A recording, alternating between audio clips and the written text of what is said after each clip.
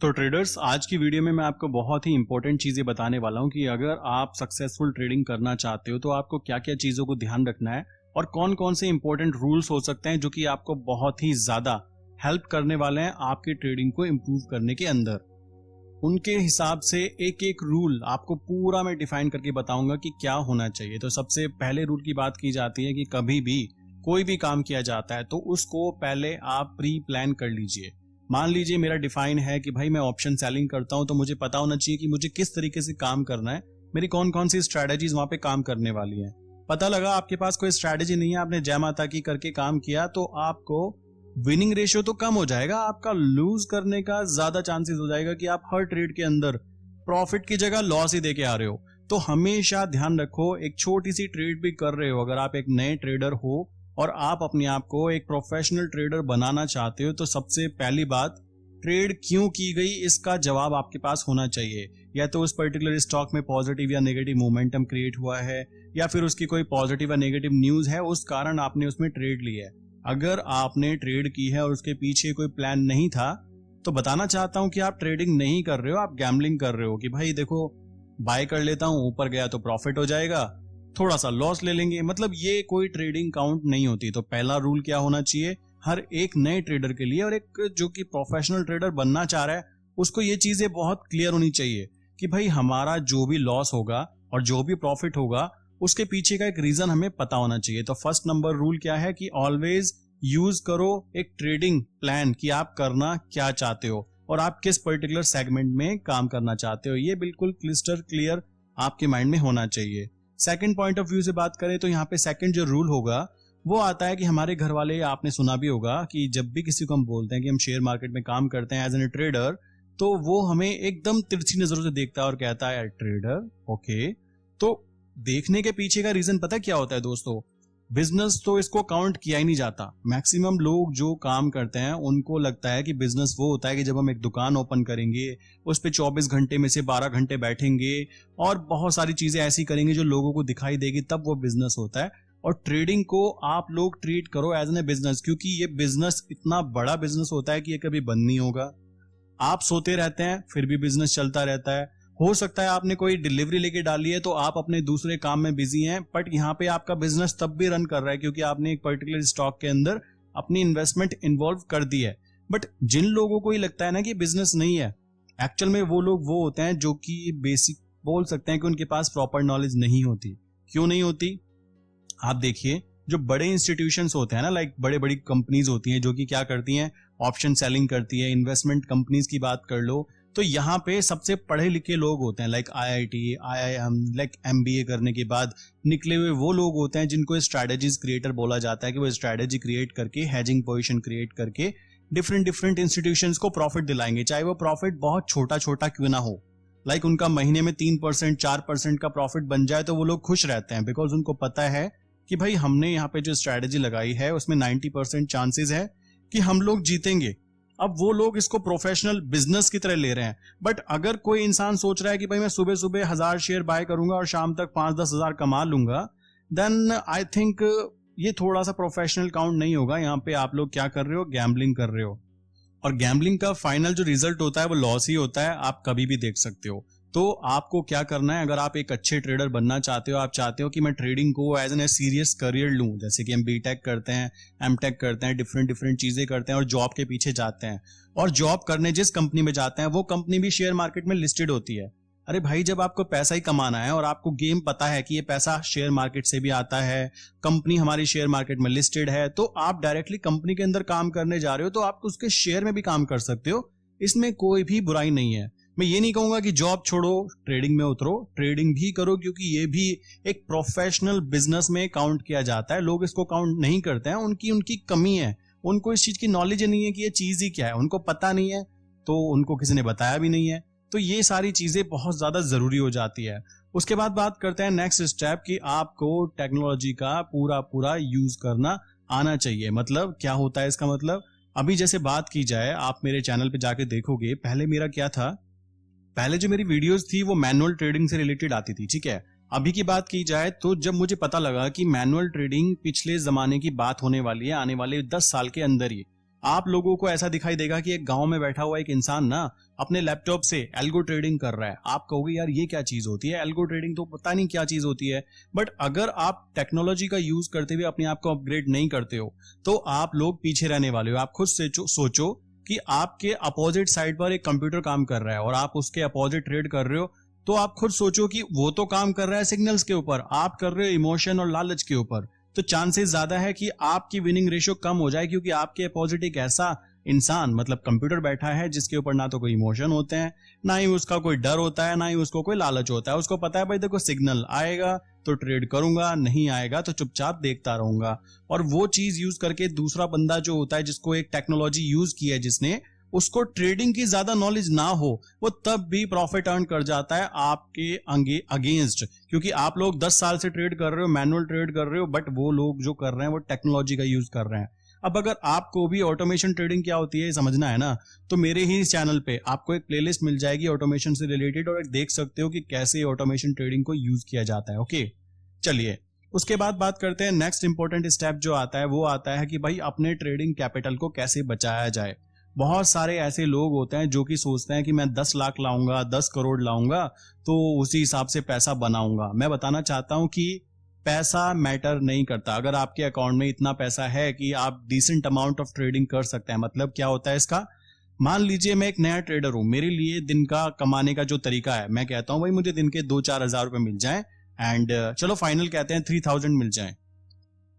तो 3000 कमाने के लिए आपके अकाउंट में क्या पैसा कितना होना चाहिए? आपको मिनिमम 200 या 300 रुपए का स्टॉक जो होगा उसके 1000 शेयर आपको खरीदने पड़ेंगे, ताकि उसमें 1000 शेयर में 2 या 3 पॉइंट का मूवमेंट आए तो आप 2-3 हजार कमा पाए। सिंपल सी बात आती है ना। आपको केवल उतना ही पैसा चाहिए जितना कि उस कैपिटल में रखना चाहिए, कि मतलब जिससे 1000 शेयर आप इजीली खरीद सके।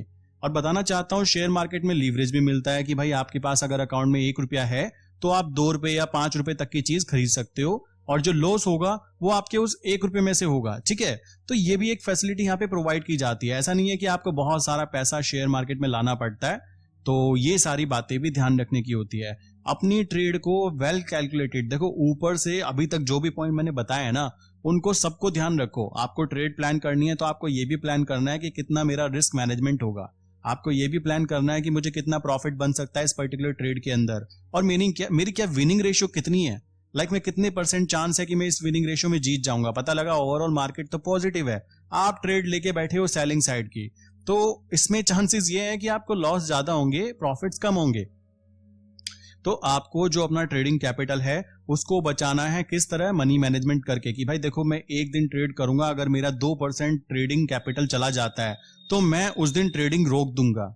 तो आशा करता हूं 4 के 4 पॉइंट आपके क्लियर हो चुके होंगे कि आपको क्या करना है। उसके बाद बात करते हैं नेक्स्ट स्टेप जो आता है मार्केट को रीड करना। अब देखो ये मार्केट को रीड करने वाला जो स्टेप होता है ना, मैक्सिमम लोग, मैं कहता हूं 80% लोग चाहते हैं कि बनी बनाई चीजें मिल जाएं, बना बनाया खाना उनको परोस दिया जाए।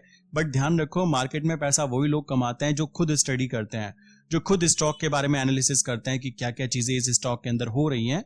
अभी के टाइम में अगर बात की जाए 2020 के अंदर, तो फंडामेंटल जो भी चीजें पढ़ते हैं ना, फंडामेंटल जो ट्रेडर्स होते हैं, अभी के लिए उनको प्रॉफिट कमाना बहुत ही मुश्किल है। मैं कहूंगा कि 90% चांस है कि वो कमाई ना कर पाए, क्योंकि वो फंडामेंटल चीजें देखकर काम कर रहे हैं, और स्टॉक्स जो अभी चल रहे हैं वो टोटल टेक्निकल इंडिकेटर्स के ऊपर काम कर रहे हैं। और हम लोग ऑटोमेशन यूज कर रहे हैं बिकॉज इसके पीछे का रीजन ये भी है कि ऑटोमेशन ट्रेडिंग जो होती है वो टेक्निकल इंडिकेटर्स पे की जाती है। अगर हमारे पास कोई ऐसी न्यूज आती है कि भाई इस पर्टिकुलर स्टॉक के अंदर एक न्यूज है, तो हम लोग देखो अवॉइड करते हैं उसको। इसके पीछे का रीजन ये है कि टेक्निकल इंडिकेटर उस समय पर फेल हो जाते हैं जब कोई बड़ी न्यूज आती है। ठीक है, तो ये चीज ध्यान रखनी है कि आपको जो स्टडी करनी है वो कैसे करनी है। आप लोग डिफरेंट वेबसाइट्स यूज कर सकते हैं, मनी कंट्रोल, एनएसई वेबसाइट का डाटा जो होता है ऑप्शन चेन एनालिसिस देख सकते हैं कि मार्केट कहाँ पे जा सकती है, सिंगापुर स्टॉक एक्सचेंज देख सकते हैं, एंड डिफरेंट ऐसी वेबसाइट्स होती हैं जो कि आपको एक पर्टिकुलर फील्ड के बारे में न्यूज प्रोवाइड कराती हैं। मान लीजिए आप बैंकिंग सेक्टर में काम करते हैं, तो बैंक रिलेटेड जो न्यूज होती हैं वो बैंक निफ्टी को फ्लक्चुएट करने के लिए बहुत ही ज्यादा इंपॉर्टेंट हो जाती है। तो आपको वो चीज ध्यान रखते हुए स्टडीज कंप्लीट करनी होती है। एंड ध्यान रखो कि स्टडीज किए बिना अगर आप शेयर मार्केट में उतर रहे हो ना, तो आपको बहुत बड़ा लॉस हो सकता है, क्योंकि शेयर मार्केट में नॉलेज का गेम होता है। पैसा उनकी जेब में आता है जिनके पास नॉलेज होता है, उनकी जेब में नहीं आता जिनके पास पैसा होता है। आपने देखा होगा, सुना भी होगा कि लोग कहते हैं 80% लोग शेयर मार्केट में पैसा गंवाते हैं।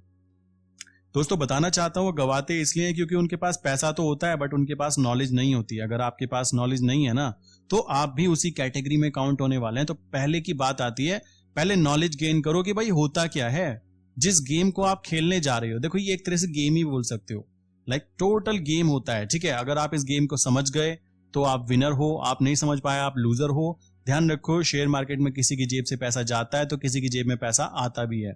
जो पैसा आपने लूज कराया है वो किसी दूसरे इंसान की जेब में गया है। बस आपको क्या करना है, उस इंसान की तरह सोचना है, दैट्स इट। तो आशा करता हूं ये पॉइंट भी आपका क्लियर हो चुका होगा कि आपको मार्केट को स्टडी करना जरूरी है और वो चीज आप डिफरेंट चीजें यूज करके कर सकते हैं, उसमें कोई भी दिक्कत की बात नहीं आती है। देन उसके बाद बात करते हैं कि भाई आप कितना रिस्क अफोर्ड कर सकते हो। पता लगा आप पूरा अकाउंट एक ही दिन में खाली करने की सोचने लगे। आपने बोला कि भाई मेरे अकाउंट में 1 लाख रुपीज है और अगर मुझे लॉस हो रहा है तो मैं जब तक ट्रेड करता रहूंगा जब तक मुझे प्रॉफिट ना हो जाए।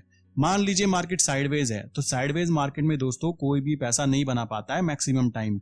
वो लोग बना पाते हैं जो ऑप्शन सेलर होते हैं। मैं फिर कहता हूं ऑप्शन सेलर एक अलग चीज है और इसकी हम लोग अपने इसी YouTube चैनल के ऊपर अपनी एक ऑप्शन सीरीज चालू करने वाले, जिसके अंदर मैं बिल्कुल जीरो से आपको बिल्कुल एंड तक ऑप्शन कैसे काम करते हैं, क्या क्या चीजें होती हैं और कैसे आप डिफरेंट स्ट्रेटेजीज यूज कर सकते हैं, वो सब चीजें सिखाने वाला हूं। अगर कोई नया इंसान है तो चैनल को सब्सक्राइब जरूर करो। ओके, अभी बात करते हैं कि भाई रिस्क क्या होना चाहिए। अगर आपके अकाउंट में 1 लाख रुपीज है तो आपको मैक्सिमम जो रिस्क होना चाहिए वो अप्रोक्स 2% अकाउंट का होना चाहिए कि भाई मैं इतना रिस्क ले सकता हूं और मुझे जो चाहिए होता है वो 2 to 3% मेरा निकल जाए।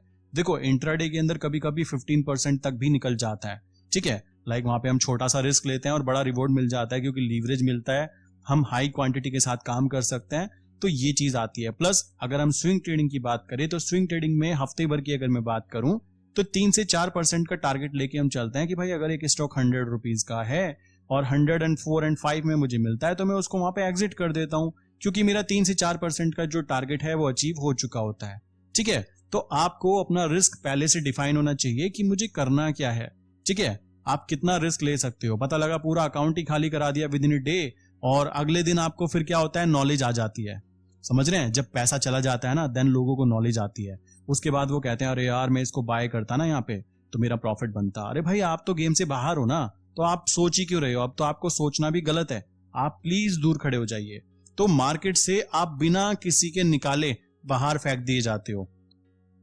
समझ में आया, आपका जो पैसा है वही आपको मार्केट में टिकाए रखेगा, उसके अलावा कोई आपको मार्केट में नहीं टिकाने वाला है। तो अपने रिस्क को प्लीज कैलकुलेट करो, समझो और उतने ही रिस्क के साथ काम करो। चलिए आशा करता हूं ये पॉइंट भी समझ में आ गया होगा। अब नेक्स्ट पॉइंट की मैं बात करूंगा। नेक्स्ट पॉइंट जो होती है ना, बहुत ही ज्यादा चीजें आती हैं यहाँ पे, काफी सारी चीजें होती है कि आपको करना क्या है, वो आपको डेवलप करना है। मेरा काम करने का तरीका क्या है, तो आपको ट्रेडिंग के अंदर अपने काम करने के तरीकों को पहचानना बेहद ज्यादा जरूरी हो जाता है। मैं आपको कुछ डाटा बताना चाहता हूं कि जो कैश मार्केट में काम करते हैं, मतलब नॉर्मल स्टॉक्स में काम करते हैं वो लोग, प्लस जो करेंसीज में काम करते हैं वो लोग, जो फ्यूचर एंड ऑप्शंस में काम करते हैं वो लोग, एंड जो करेंसी के अंदर अलग हटकर कमोडिटी मार्केट में काम करते हैं वो लोग। तो सबसे ज्यादा पैसा जो लूज कराते हैं वो कौन होते हैं। सबसे पहली चीज आती है, मैं कहता हूं 90% जो डाटा अगर देखा जाए तो 90% के आसपास जो कमोडिटी ट्रेडर होते हैं वो लॉसेज में बैठे होते हैं, क्योंकि वहां पे मार्केट को बहुत ज्यादा चीजों के ऊपर डिपेंडेंट हो जाती है कि क्या चीज चल रही है क्या नहीं चल रही है, और एक नॉर्मल छोटा ट्रेडर उसको कैलकुलेट करने में इतना ज्यादा परफेक्ट नहीं हो पाता, तो वहां पे चांसेस ज्यादा बन जाते हैं। आप भी कमेंट करके बताओ कि आप में कमोडिटी मार्केट में लॉस हुआ है या प्रॉफिट हुआ है, नीचे कमेंट बॉक्स में बताना जरूर। उसके बाद बात आती है, नेक्स्ट स्टेप आता है कि भाई करेंसी ट्रेडर। करेंसी ट्रेडिंग में क्या होता है, लोग समझते हैं करेंसी ट्रेडिंग बहुत इजी होती है, बट ध्यान रखो करेंसी ट्रेडिंग में इशू ये आता है कि बहुत छोटे छोटे से आपको पॉइंट्स मिलते हैं, बट आप उन पॉइंट्स में एग्जिट ही नहीं कर पाते हो। आपको लगता है यार अभी तो ये 10 पैसा ही बढ़ा है, एक्चुअल में वो 10 पैसा बहुत होता है, 10 पिप्स बहुत होते हैं, बट आपको ये चीज नॉलेज नहीं है कि भाई ये इतना ही बढ़ता है, तो भाई तुम निकल जाओ, बट आप बैठे रहते हो और वो फाइनली आपका स्टॉप लॉस टच कराकर एग्जिट करते हो। थर्ड जो सबसे कम जो लॉस होता है उसमें आता है फिर वो ऑप्शंस काउंट होता है। ऑप्शन में क्या होता है, जो बायर होता है वो तो हमेशा बेचारा, मैं कह सकता हूं कि वो तो लुटने के लिए ही आता है। अगर मैं बोलूं ऑप्शन बायर जो होते हैं like Nifty, bank Nifty, call जो होती है या फिर किसी भी की भी कॉल, क्योंकि उसमें दिक्कत ये आती है कि आपके अगेंस्ट टाइम होता है। अब जो ऑप्शन सेल कर रहा है, मान लीजिए मैं बोलता हूं कि मार्केट चल रही है 13,000, मैंने 13,300 की कॉल, मतलब मार्केट ऊपर जाएगी मैं ये कहता था, बट मैंने उसको सेल कर दिया और 13,500 की कॉल को मैंने बाय कर लिया, तो अब मेरा मैक्सिमम लॉस 200 पॉइंट का है बस। मार्केट चाहे 13,000 से 14,000 चली जाए, मेरा मैक्सिमम लॉस जो होगा वो 200 पॉइंट का होने वाला है। बट अगर मार्केट उसके नीचे रहती है या फिर उस मार्केट के नीचे चलती रहती है और अचानक गिर जाती है, तो दोनों कंडीशन के अंदर विन कौन करेगा? जो ऑप्शन सेलर है, उसके प्रॉफिट बनना तय हो जाता है। तो 66% चांस हो जाते हैं कि ऑप्शन सेलर प्रॉफिट कमाएगा और 33% चांस हो जाते हैं कि भाई ऑप्शन जो बायर है उसके पैसे जाने तय हैं। तो आपने देखा भी होगा, ऑप्शन बाय करके आप दिन इंट्राडे में प्रॉफिट बना सकते हो, नो इश्यू, उसमें कोई गलत बात नहीं है। बट आप नॉर्मल लॉन्ग टर्म में, मतलब वीकली या मंथली एक्सपायरी में अगर ऑप्शन बाय करने की सोच रहे हो तो आप बहुत गलत स्ट्रैटेजी यूज करते हो, ठीक है। तो ये चीज डेवलप करो कि आपको करना क्या है। आपको ऑप्शन बायर बनना है, ऑप्शन सेलर बनना है, आपको बैंक निफ्टी में काम करना है, आपको निफ्टी में काम करना है, या फिर आप स्विंग ट्रेडर हो जो कि एक हफ्ते के लिए, एक महीने के लिए, एक साल के लिए अपने स्टॉक्स को बाय करके रख सकता है।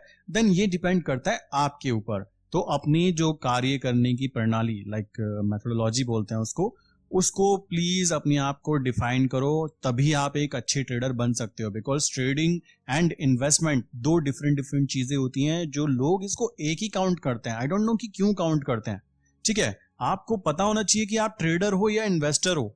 आप ट्रेडिंग इंट्राडे करना पसंद करते हो, स्विंग ट्रेडिंग करना पसंद करते हो, या फिर आप इन्वेस्टमेंट करना पसंद करते हो कि भाई जब तक देखो प्रॉफिट नहीं होगा मैं इस ट्रेड को क्लोज नहीं करने वाला हूं। तो अपने आप को पहले से ही प्री डिफाइन करो, भाई देखो मैं तो इंट्राडे करता हूं तो आज ही लूंगा, आज ही निकल जाऊंगा, एंड दैट्स इट। उसके बाद नेक्स्ट स्टेप की बात करते हैं जो कि बहुत ही इंपॉर्टेंट आता है।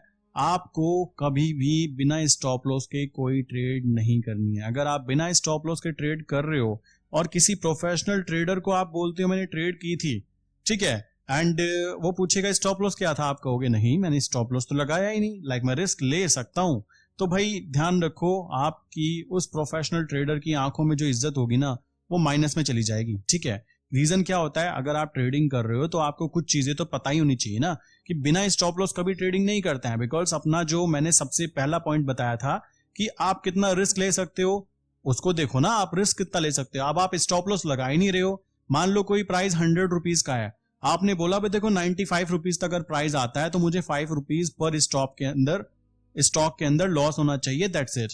पता लगा कुछ ऐसे कलाकार निकल जाते हैं, वो कहते हैं हम स्टॉप लॉस लगाएंगे नहीं, देख लेंगे जो होगा देखी जाएगी। अब क्या होता है, अगले दिन मार्केट खुलती है, गैप अप या गैप डाउन खुलती है। गैप अप खुलती है तो उनके मजे आ जाएंगे, वो खुश हो जाएंगे। बट ध्यान रखो हमेशा मार्केट आपके सपोर्ट में नहीं खुलती। मार्केट गिरती ज्यादा है, उठती कम है, कॉमन बात आती है। और नॉर्मल जो ट्रेडर होता है वो मार्केट में बाय करके चलना पसंद करता है, सेलिंग करके चलना पसंद नहीं करता, क्योंकि सेलिंग करने के लिए उसके ऑप्शन डेरिवेटिव में जाना पड़ता है, मार्केट में पैसा ज्यादा इन्वॉल्व करना पड़ता है और वो करना नहीं चाहता। तो सिंपल सी बात है, जो लॉस होंगे मैक्सिमम वो नेगेटिव साइड जब जाएगी ना मार्केट, तो मैं कहता हूं उस इंसान का पूरा कैपिटल तक जा सकता है। बिकॉज 100 रुपए का स्टॉक है, अगर वो अपने सर्किट को टच करने लगा, 10 पॉइंट 20 पॉइंट टच कर दिया, तो उसकी बहुत बुरी वाली कंडीशन बन सकती है।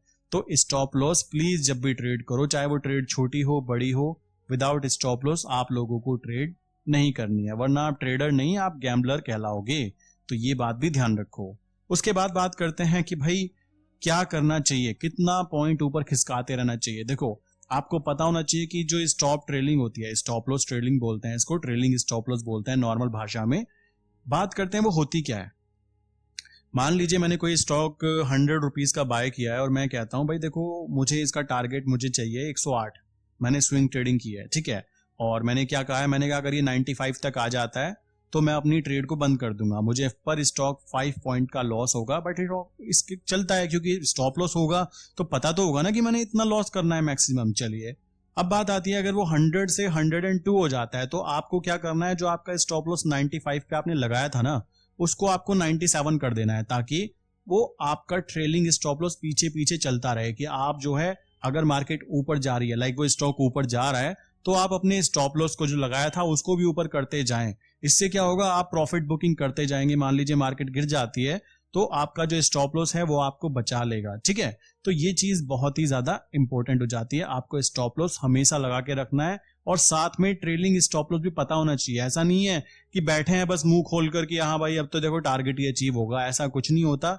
शेयर मार्केट किसी की सगी नहीं होती है, ठीक है। यहाँ पे कोई बड़ा मूवमेंट आ जाए, बड़ी न्यूज आ जाए, कुछ हो जाए तो आपका लॉस होना तय हो जाता है, ठीक है। तो आपको अपना ट्रेलिंग स्टॉप लॉस भी ध्यान होना चाहिए कि मुझे कितने स्टॉप लॉस को कवर करते हुए ऊपर की तरफ चलना है या नीचे की तरफ चलना है। एंड नेक्स्ट स्टेप बात करते हैं, जो कि आखिरी पॉइंट है यहाँ पे। आपको पता होना चाहिए कि आपका एक पर्टिकुलर ट्रेडिंग के लिए आपका एटीट्यूड क्या है, आपका पॉइंट ऑफ व्यू क्या है, आपका पर्सपेक्टिव क्या है। ये चीज आपको बहुत ही ज्यादा ट्रेडिंग के अंदर हेल्प करने वाली है। इसके पीछे का रीजन, क्योंकि काफी सारे लोग सोचते हैं, मान लीजिए मैंने बोला कि भाई देखो आज स्टॉक खुलेगा और मैं इस पर्टिकुलर स्टॉक के ऊपर ट्रेड लेने वाला हूँ पॉजिटिव साइड, तभी उसी स्टॉक पे कोई नेगेटिव न्यूज आ जाती है तो मैंने बाय किया था, मेरा स्टॉप लॉस टच हो जाता है और मैं बैठा हुआ देख रहा हूँ वो नीचे गिर रहा है, मैं फिर भी देख रहा हूँ, वो और गिर रहा है मैं और देख रहा हूँ और मैं देखता ही जा रहा हूँ।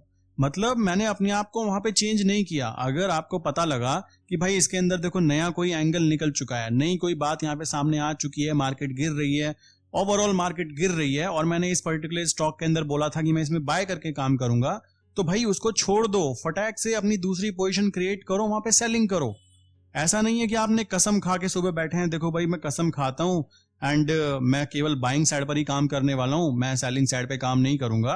और कोई न्यूज आ जाती है, कोई इलेक्शन के रिजल्ट से कोई बड़ा अर्थक्वेक आ जाता है जिससे कि मार्केट गिरने के चांसेस बढ़ जाते हैं, तो आपको अपना एटीट्यूड तुरंत चेंज करना है। लाइक ये नहीं है कि मैंने तो कसम खाई थी, देखो मॉर्निंग में आज सुबह मंदिर पे हाथ रख के कसम खाई थी कि भाई मैं देखो सेलिंग नहीं करूंगा, मैं बाइंग करूंगा। अरे भाई जो कंडीशंस है प्लीज उसके साथ में एकदम डेवलप, एकदम चेंज हो जाओ। तो ये बहुत ज्यादा जरूरी हो जाता है एक सक्सेसफुल ट्रेडिंग करने के लिए। लोग समझते हैं कि बहुत ज्यादा कॉम्प्लिकेटेड चीजें होती हैं ट्रेडिंग करने के लिए। आई थिंक ऐसा कुछ खास नहीं है। अगर आप प्रॉपर तरीके से, ज्यादा नॉलेज के साथ नहीं, एक नॉर्मल डिसेंट नॉलेज के साथ अगर काम करते हो, ज्यादा दिमाग नहीं चलाते हो, तब भी आप एक कंसिस्टेंट प्रॉफिट अर्न कर सकते हो अपने कैपिटल के ऊपर। और मैं समझता हूं अगर वीकली आप 2 to 3% प्रॉफिट भी अर्न कर पा रहे हो ना, तो एक डिसेंट अमाउंट होता है, क्योंकि आपको साल भर में जो प्रॉफिट मिलता है बैंकों की तरफ से वो 3 से 4% का होता है। और ध्यान दो तो इन्फ्लेशन के अंदर 7 से 8% में आपका वो 3% का प्रॉफिट उल्टा आपको माइनस में डाल जाता है। आपके पैसे की वैल्यू उल्टा कम हो जाती है 4% साल भर के अंदर। बट अगर आप इंट्राडे कर कुछ प्रॉफिट अर्न कर पा रहे हो तो इससे बेस्ट आई डोंट थिंक कि कुछ होने वाला है। तो ये चीज आती है। आई थिंक आशा करता हूं कि मैंने जो टॉप रूल आपको बताए थे लाइक सक्सेसफुल ट्रेडिंग करने के लिए, वो आपको प्रॉपरली समझ में आ गए होंगे। कोई भी क्वेश्चन है कमेंट कर सकते हो, उसमें मेरा नंबर दिया गया है। अगर आप ऑटोमेशन ज्वाइन करना चाहते हो तो नीचे डिस्क्रिप्शन में मैंने लिंक दी है, वहां से आप ऑटोमेशन ट्रेडिंग रजिस्टर कर सकते हो और पूछ सकते हो कि कैसे काम होगा, ठीक है। सब चीजें मैंने इस पर्टिकुलर चैनल पे आपको डाल रखी है और आने वाली वीडियोस में आप पूरी चीजें सीख जाओगे। वो भी फ्री ऑफ कॉस्ट आप कर सकते हो, उसमें कोई इशू नहीं है। एंड अगर आपका डीमेट अकाउंट अभी तक किसी के साथ नहीं खुला है, आप नए ट्रेडर हो और आप चाहते हो ट्रेडिंग करना, तो आप हमारे साथ कंटिन्यू कर सकते हो। मैंने डिस्क्रिप्शन में सभी लिंक दी हैं। आप जीरोधा, अप स्टॉक, फायर्स, जिसके साथ काम करना चाहते हो, नीचे डिस्क्रिप्शन में लिंक पे क्लिक करके अपना अकाउंट ओपन कर सकते हो एंड कंटिन्यू कर सकते हो। एंड आपको क्रेजी बुल इंडिकेटर हमारी तरफ से फ्री ऑफ कॉस्ट दिया जाता है लाइफ टाइम, वो भी आप नीचे डिस्क्रिप्शन में चेक कर सकते हो। तो आशा करता हूँ वीडियो पसंद आई होगी, आपको वीडियो समझ में आई होगी। जो बातें मैंने बताई हैं वो बातें मैं यहाँ से आपको ट्रांसफर करने में सक्सेसफुल रहा हूँगा। तो इसी के साथ वीडियो को बंद करते हैं, मिलते हैं नेक्स्ट और इम्पोर्टेंट वीडियोस के अंदर।